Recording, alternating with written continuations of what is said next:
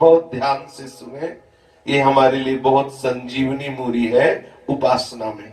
हे रघुनंदन, ये चित्त एक महान रोग है, इसकी चिकित्सा के लिए एक बहुत बड़ी औषधि है जो अभीष्ट साधक निश्चित रूप से लाभ पहुंचाने वाली परम स्वादिष्ट और अपने ही अधीन उसे बताता हूं। सुनो, ये राग के विषयभूत बाह्य विषयों का जो चिंतन है ना, ये भगवत चिंतन रूपी महा औषधि से इसको नष्ट कर दो, तुम शीघ्र ही विजय प्राप्त कर लोगे।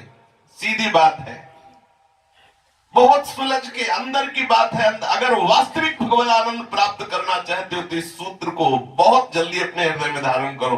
प्राय सत्संग में यही बात कहा करते हैं, बाहरी हाथ में माला चल रहा है, बाहरी चवर चल रहा है ठाकुर जी के ऊपर, बाहरी ये सब चेष्टाएं हो रही और अंदर से चिंतन विषय को हो रहा, तो आपको भगवदानंद की अनुभूति नहीं होगी।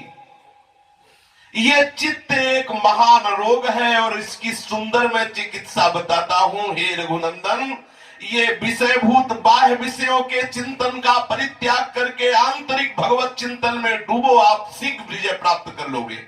शुभ शुभ दुर्ग विध्वंसी बल, तब जयति जयति जग उच्चरे।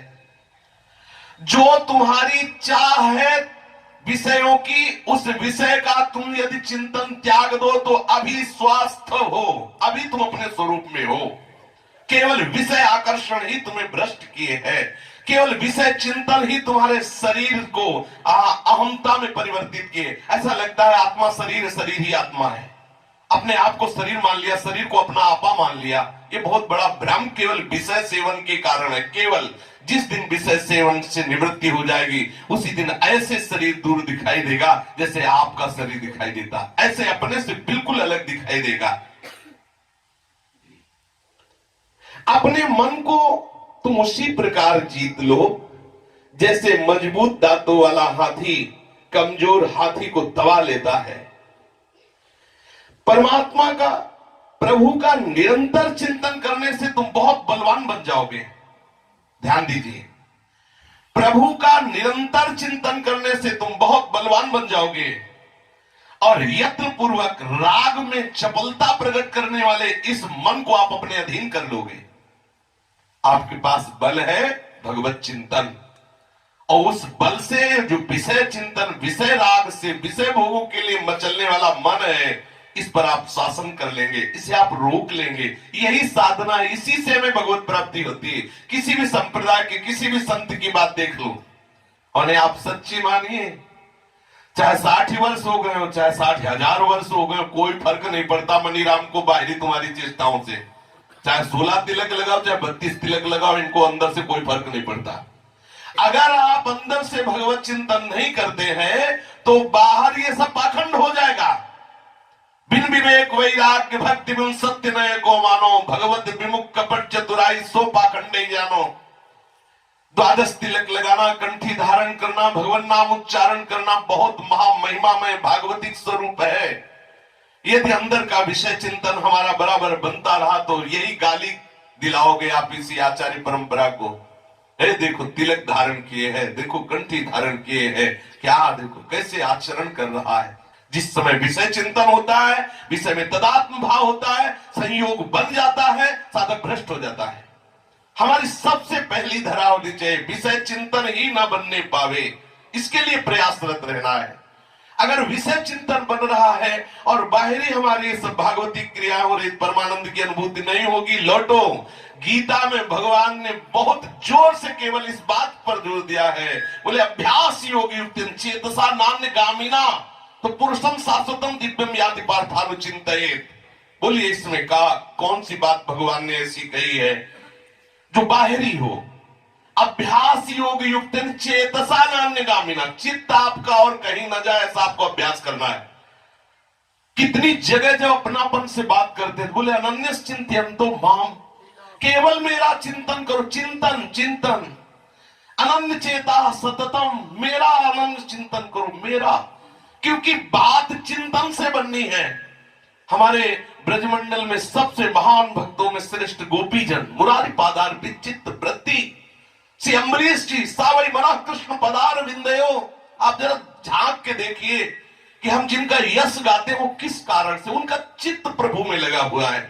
हमारी साधना, हमारी उपासना का स्वरूप होना चाहिए हमारा चित्त की गति प्रभु की तरफ हो, तेल धारावत अखंड भजन। ये मिथ्या वस्तु, अनात्म वस्तु, जगत की भोग सामग्री, जगत की मान प्रतिष्ठा, इसका चिंतन बनता रहेगा तो आत्म तत्व का बोध नहीं होगा, भगवत चिंतन नहीं हो पाएगा। सावधान। जैसे बालक को प्यार और भय दोनों से अपने अधीन किया जाता है। बच्चा है, कोई गलत काम करने जा रहा है तो उसे भय भी दिखाया जाता है और प्यार भी किया जाता है, दुलार किया जाता है। देखो तुम्हें टॉफी देंगे, तुम्हें ऐसा करें, तुम्हें वहां नहीं और जाओगे तो थप्पड़ भी मारेंगे। दोनों चीजें ये श्री वशिष्ठ जी भगवान श्री राम से कह रहे हैं, निमित्त बना करके अपने लोगों को। इसी तरह इस मन रूपी बालक को प्यार और भय से परमात्मा चिंतन में लगाओ। देखो तुम्हें बहुत आनंद की अनुभूति होगी। अगर शब्द स्पर्श रूप रस गंध चाहिए तो मेरे प्रभु के श्रीमुख से जो वचन निकलते, क्या उससे भी बड़ा कोई शब्द होगा? जब हमारे प्रियालाल गाते हैं, क्या उससे बढ़कर कोई गाने वाला होगा क्या? और रूप, अरे करोड़ों काम मूर्छित हो जाते हैं, ऐसे लालजू जिनको देख करके बेसुध हो जाते हैं, ऐसी प्रिया जो ये मन राजी हो जाए यार, काहे को संसार के नश्वर रूपों में फंस रहा है। और रस, सोचो प्रियालाल के ही एक अंश से समस्त रसों की सृष्टि हुई है। ऐसे रस समुद्र श्री लालजू सार रूप रस का लाडली रूप, और इनके अधरों का वो उच्छिष्टामृत, इनका पाया हुआ वो प्रसाद, अरे रसेंदी कृतकृत्य हो जाएगी। तू अगर पाना ही चाहती है तो प्रियालाल के उच्छिष्ट पाने की आकांक्षा कर। स्वाद लेना चाहती तो प्रियालाल के नाम का स्वाद ले। समीपता चाहती तो इतने बड़े हैं कि जितने भी बड़े हैं वो इन्हीं से बड़े हुए हैं। हम प्रियालाल के समीप चलने की बात सोचे तो मन को फुसला के और भय से देख, अगर इस कार्य को करें तो घोर नरकों को प्राप्त होगा, संसार में निंदा होगी, नाना प्रकार के रोग और त्रास और दंड मिलेंगे। जैसे भी जहां अवसर, विवेकवान साधक को चाहिए कि अवसर देखे कि समय मन को हमको कैसे अधीन करना है, प्यार से, दुलार से, कभी खवा पिला के तो कभी उपवास करवा के। दोनों बातें हैं। कभी वो बहुत हट कर रहा है और सात्विक वृत्ति की बात है तो हम उसे खवा पिला भी देते हैं प्रियाजू को भोग लगा के, और यदि अकाल दिखाई दे रहा है कि तो बहुत उद्दंडता कर रहा है तो 3-4 दिन के लिए उपवास कर लेते, अपने आप ठीक हो जाएगा। हे रघुनंदन, जिसने अपने चित्त पर आक्रमण नहीं किया, जिसने अपने चित्त को अधीन नहीं किया, जिसने अपने चित्त के चिंतन को नहीं बदला, वो पुरुष नहीं गीदड़ है। जैसे गीदड़ नहीं मरा हुआ मांस खाने के लिए टूटता रहता है, धिक्कार है उसको। वो अपने पौरुष की सिद्धि केवल इसी बात से करता है, विषय चिंतन, विषय भोग। मनोनिग्रह करना, अपने अभीष्ट, अपने चाहे हुए विषय के चिंतन को त्याग कर भगवत चिंतन करना, ये वर्तमान में जीवन मुक्तता का लक्षण है। वर्तमान में अभी आप जीवन मुक्त हैं। आपकी चाहे हुए विषय का चिंतन छूट जाए, जागतिक एकमात्र केवल भगवत चिंतन, और भगवत चिंतन करते करते चिंतन करने वाला भी ना बचे। ब्रह्म नहीं, माया नहीं, जीव नहीं, नहीं काल, अपनी हूं सुधि ना रही और एक रहे नंदलाल। ये है बहुत सर्वोपरि स्थिति। ध्यान करने वाला ही खो गया, केवल वही रहा जिसका ध्यान किया जा रहा है। उस मुख्य साधन मनोनिग्रह के बिना यदि गुरु का उपदेश हो, शास्त्रों का प्रवचन हो, नाना प्रकार के साधन की युक्तियां हो, वो सब व्यर्थ है। जैसे पवित्र गाय का दूध चमड़े के थैले में रख दिया जाए, ऐसे ही गुरु का उपदेश उसके ऊपर जाकर अपवित्र हो जाता है। जो भगवत चिंतन नहीं करता, विषय चिंतन करता रहता है, जो सदैव विषय चिंतन करता रहता है, बाहरी कोई भी चेष्टा करता रहो, कभी विश्राम को प्राप्त नहीं हो सकता। इस सामने दिखाई देने वाला शरीर, जिसको माना जाता है पिता से उत्पन्न है, ये धन, ये खेत, ये भोग सामग्री, ये जितना भी जो कुछ है, ये सब केवल मन से प्रकट हुआ है। इसलिए मन से इनका चिंतन करना छोड़ दो।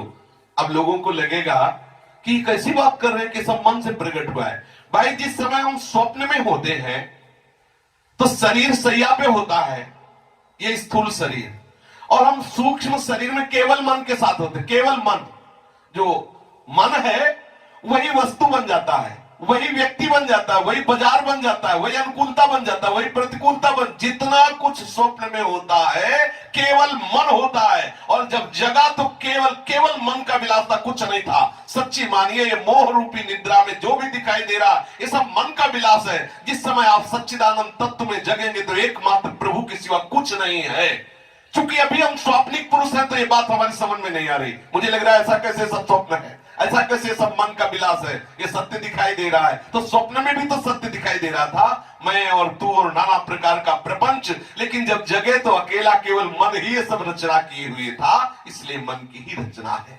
जब हम सदैव अपने चित्त को प्रभु के चिंतन में लगाएंगे तो आप निश्चित समझो ये जो चित्त विषयाकार हो गया ये भगवदाकार हो जाएगा। चित्त का भगवदाकार हो जाना ही परम पद है, मोक्ष है, अनन्य भक्ति है, प्रेम है। जो आप कह ले तो अपने लोग प्रयासरत रहे।